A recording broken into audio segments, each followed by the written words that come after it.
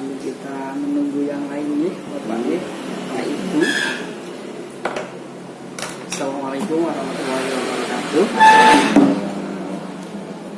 Selamat siang dari teman-teman PKBM. Paket C semua? Ada yang paket B? Bosan G. Paket C kelas tunggal. Bagaimana kabarnya hari ini, sehat? Alhamdulillah sehat semuanya. G. Yang pertama kita kenalan dulu. Sudah kenal sama? Itu ada namanya. Oh, ada nama. Oh iya ada namanya. Yes.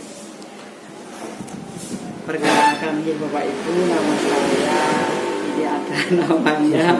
Panjenengan tentunya juga sudah kenal, yang sudah kenal, yang belum kenal. Saya Mas Ali ya, biasa dipanggil Mas Ali. Mas Ridho juga bisa Bapak. Diamanai oleh PKBM untuk menempuh pendidikan agama Islam. Untuk yang pertama kita akan membahas terkait dengan yang namanya agama Islam. Apa sih agama Islam itu? Pernah mendengar, sudah tahu kata Islam itu apa nggih? Sudah tahu nama dari? Belum. Al-Islam itu dari kata salama. Artinya apa sih Bapak Ibu? Salama itu artinya adalah selamat. Atau bisa dinamakan kalau bahasa Indonesia itu adalah berserah diri. Oke, saya lanjutkan dari kata salama, artinya adalah berserah diri kepada Allah. Yang dari kata bahasa lughatnya atau dari bahasa etimologinya, terminologinya, kalau bahasa yang seperti itu biasa dikatakan ketika panjenengan nanti di perkuliahan nanti ada etimologi itu apa sih, terminologi itu apa sih, dan bahasa lughat itu apa sih, bahasa istilah itu apa. Biasanya kan dikatakan di bahasa Arab biasanya lughat itu apa, istilah apa. Kata gantinya ya ada etimologi, ada terminologi tersebut. Nah, di sini saya sedikit membuka buku, tidak apa-apa ya. Secara etimologi agama Islam adalah berserah diri kepada Allah. Terus secara istilahnya atau secara terminologinya yaitu suatu nama yang bagi agama dan ajarannya yaitu diwahyukan oleh Allah Subhanahu wa Ta'ala. Dan agama Islam itu punya aspek nih Bapak Ibu. Aspeknya apa? Tidak hanya Islam mengikuti agama, tapi tidak punya aspeknya. Aspek agama itu apa saja?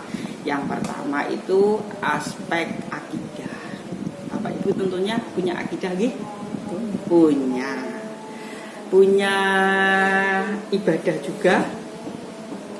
Bapak Ibu setiap hari melaksanakan ibadah. Iya. Saya juga tentunya seperti itu. Ada juga akhlak, ada juga muamalah. Nah, 4 aspek tersebut bisa dikatakan akan berjalan dengan baik di agama Islam. Yang pertama yaitu akidah, keyakinan. Tentunya kita semua punya keyakinan bahwa Allah itu ada, malaikat itu ada, kitab yang diturunkan oleh Allah itu juga ada. Yang kedua adalah ibadah. Allah di situ tidak hanya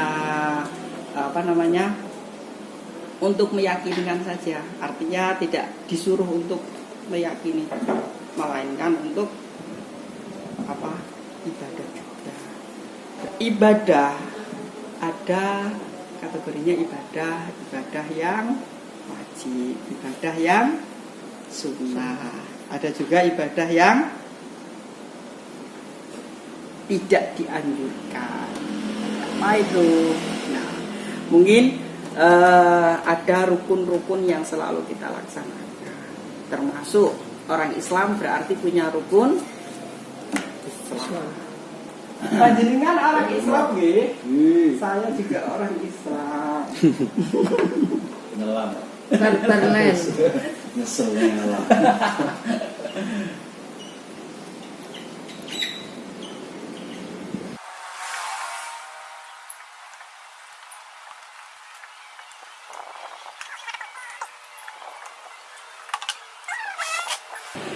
Bapak Ibu sudah melaksanakan yang mana? Kira-kira 4 sudah ya? Ada yang sudah haji Bapak Ibu? Umroh. Umroh. Alhamdulillah, berarti Ibu sudah umroh, Bapak juga sudah umroh. Pasalnya apa? Insya Allah. Insya Allah. Nah, ada yang rumah syahadat sering kita baca ketika kita sholat.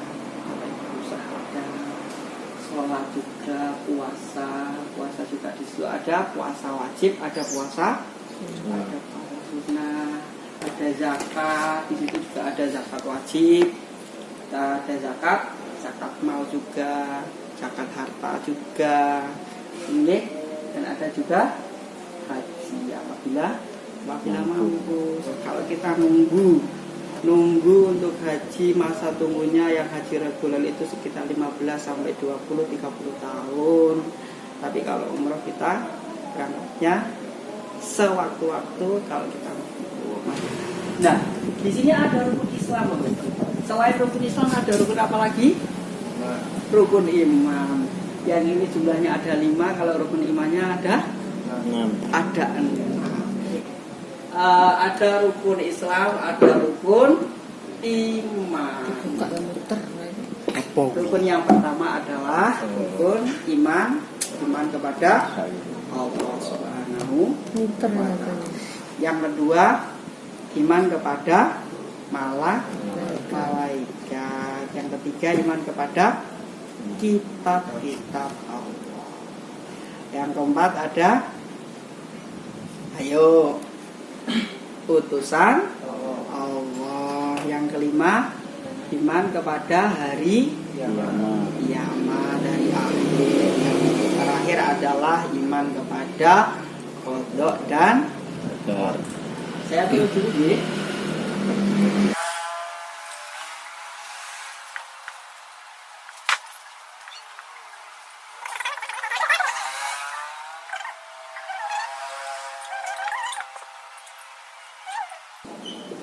Nah, ini adalah rukun iman nggih, Bapak Ibu nggih. Nah, rukun iman tadi yang sering kita sebut adalah nama Allah Subhanahu wa ta'ala. Ini modalnya kita harus iman. Iman itu apa? Percaya. Walaupun kita tidak melihat Allah, tapi kita dituntut untuk percaya. Sama, walaupun kita tidak melihat malaikat, kita dituntut untuk percaya dengan. Terus ada kitab-kitab Allah. Kitab Allah jumlahnya ada berapa, Mas? Ada 104 kitab, Pak. Ning Kontrol Gowes.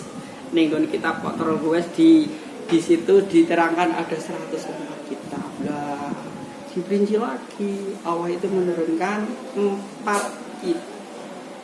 Apa sih itu? Iya, kitab Zabur, kitab Taurat, kitab Injil, kitab Al-Quran. Dan maka dari itu, dari kitab-kitab Allah itu semuanya sudah terkandung di dalam Al-Quran. Makanya kita sebagai orang Islam tidak perlu sejenenge, aku penasaran sekali dengan kitab Zabur, penasaran sekali dengan kitab sejenenge kitab Injil. Maka isinya itu hampir sama, ada di Al-Quran semuanya. Terus ada utusan Allah. Utusan Allah itu siapa sih, Bapak Ibu? Nabi dan Rasul. Jumlahnya Nabi ada berapa? Masih ingat atau tidak? 25. Itu Rasul gitu. Nabinya ada banyak, Bu. Rasul itu jumlahnya ada 25. Karena bedanya Nabi dengan Rasul sudah tahu, Bapak Ibu? Belum tahu. Bedanya Nabi dan Rasul. Kalau Nabi itu mendapatkan wahyu dari Allah untuk dirinya sendiri. Tapi kalau Rasul mendapatkan wahyu dari Allah untuk dirinya sendiri dan umatnya. Makanya yang sering kita ketahui ada 25 Nabi dan Rasul itu dari Nabi Adam sampai Nabi Muhammad 25. Itu termasuk dari Rasul, utusan. Kenapa dinamakan Rasul? Karena Rasul itu artinya adalah utusan. Kalau Nabi jumlahnya ada berapa? Banyak sekali Nabi. Ini bukan Rasul. Ya. Terus hari akhir. Kira-kira kalau dengar hari akhir, seneng atau takut, Bu? Takut. Sudah dipersiapkan, Bu. Napane? Sangune. Belum komplit. Lah sangune apa, Bu? Kalau kita menghadapi hari akhir itu sangunya apa sih? Ya, anak soleh. Terus apa lagi? Yang pertama, ilmu yang bermanfaat. Itu diterangkan dalam hadis ya. Ada 3 sangune wong mati kuwi. Yang pertama, amal jariah. Yang kedua, anak soleh. Yang ketiga, ilmu yang bermanfaat. Mengapa kita harus mencari ilmu yang bermanfaat? Mengapa kita harus mendidik anak menjadi anak soleh? Mengapa kita harus beramal? Karena itu akan dihitung oleh Allah Subhanahu wa Ta'ala. Seberapa besar perjuangannya Bapak Ibu mendidik anak, insya Allah di situ akan menjadi perjuangan panjenengan meraih ridhonya Allah Subhanahu wa Ta'ala. Nah, tidak akan sia-sia Bapak Ibu ketika kita itu mendidik anak. Walaupun hanya 1 huruf, 2 huruf, 3 huruf, kalau itu bermanfaat, insya Allah akan selalu mengalir pahalanya. Qadha dan qadar menempati rukun iman yang ke-6. Apa itu qadha dan qadar? Kepastian yang bisa dirubah dan tidak bisa dirubah. Mana yang bisa dirubah? Kepastian yang mana? Kepastian. Kalau qadha berarti sudah tidak bisa dirubah. Apa itu? Ada kematian. Kalau kematian tidak bisa dirubah, kapan asalnya waktu kita akan dipanggil ke rahmatullah, maka di situ tidak bisa ditunda-tunda. Nah, kalau qadar, apa itu? Intelektual. Kalau kita awal dilahirkan dengan tidak punya apa-apa, artinya tidak bisa apa-apa, maka di situ bisa dilatih dengan setiap hari. Qadar itu, qadar artinya qadarnya Allah itu bisa juga untuk bisa dirubah. Nah, mungkin sampai di sini dulu. Ada pertanyaan Bapak Ibu? Dan jenengan berangkat jam berapa ini? Udah dari tadi, udah dari jam 1. Dari jam 1. Mungkin dari uraian yang tadi, nanti panjenengan bisa copy, nggak apa-apa. Yang tidak bawa HP, semampunya digarap, semampu panjenengan. Ya. Tadi 4 aspek agama Islam ya, akidah, ibadah. Ketiga apa? Yang ketiga adalah akhlak. Akhlak keempat. Yang keempat adalah muamalah. Nah, tadi sudah dijelaskan atau belum Bapak? Belum. Oh ya Allah. Tadi sampai mana itu akidah? Ibadah. Aspek agama Islam ada 4. Yang pertama tadi adalah akidah. Yang kedua adalah ibadah. Yang ketiga akhlak belum. Akhlak itu ternyata ada 2 Bapak Ibu.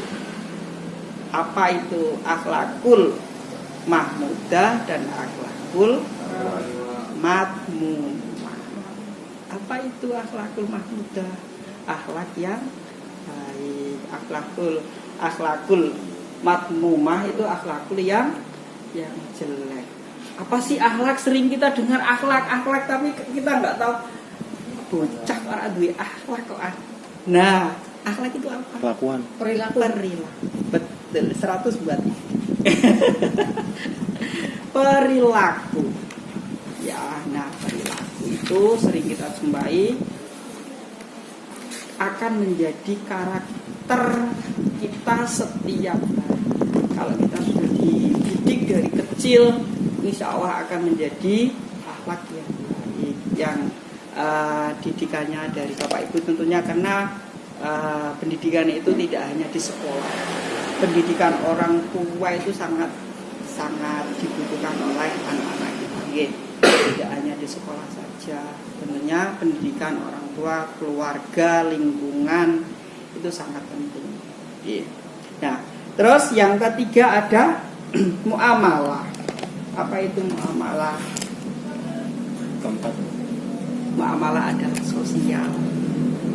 Artinya kita sebagai makhluk yang diciptakan oleh Allah, kita tidak bisa untuk berdiri sendiri.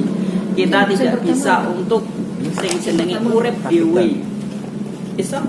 Bapak Ibu iso urip dhewe? Nggak bisa. Tidak bisa. Saling membutuhkan orang lain. Kita ndongeng karo tonggo itu juga penting. Tidak hanya di rumah saja. Ya, tidak hanya di ruang lingkup pondok saja. Nanti panjenengan akan dihadapkan di masyarakat. Ya, tidak hanya nanti bekal panjenengan untuk saat ini nggak apa-apa, tapi nanti panjenengan di rumah juga akan dihadapkan oleh masyarakat, bersosial. Nah, ini Bapak Ibu yang ada di depan ini sudah pintar bersosial ini. Nah, makanya kita juga perlu yang namanya sosial. Nonton ya. Ada lagi pertanyaannya? Satu lagi, Pak. Siap. Islam secara terminologi tadi apa, Pak? Islam secara terminologi. Oke. Islam secara terminologi adalah agama yang ajarannya diwahyukan oleh Allah, yang diwahyukan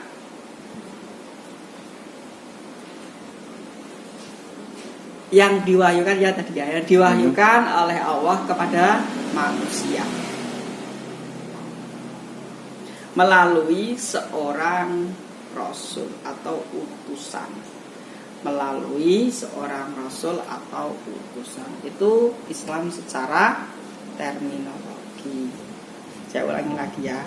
Agama yang ajarannya diwahyukan oleh Allah kepada manusia melalui seorang rasul. Kira-kira seperti itu Bapak Ibu. Karena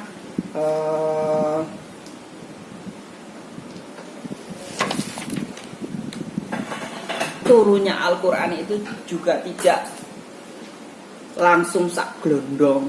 Artinya butuh waktu untuk menurunkan Al-Quran, menurunkan wahyu. Artinya dengan peristiwa yang telah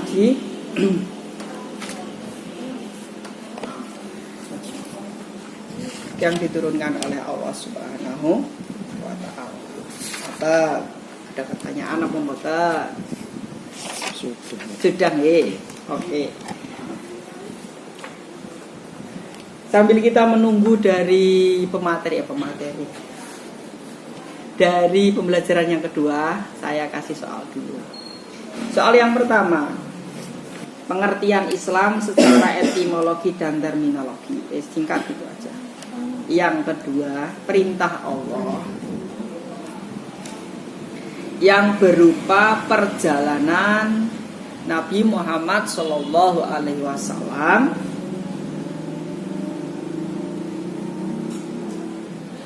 dari Masjidil Haram sampai Masjidil Aqsa. Ya, perjalanan Nabi Muhammad Sallallahu Alaihi Wasallam dari Masjidil Haram sampai Masjidil Aqsa. Kemudian dilanjut langit ke-7. Dinamakan titik-titik. Yang ketiga,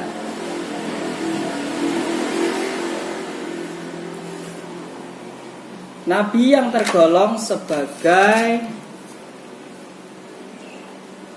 ulul azmi adalah titik-titik.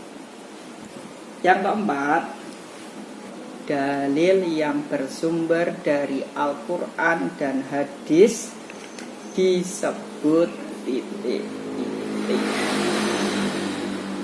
Yang kelima, tuliskan wahyu yang terakhir diturunkan oleh Allah kepada Nabi Muhammad SAW.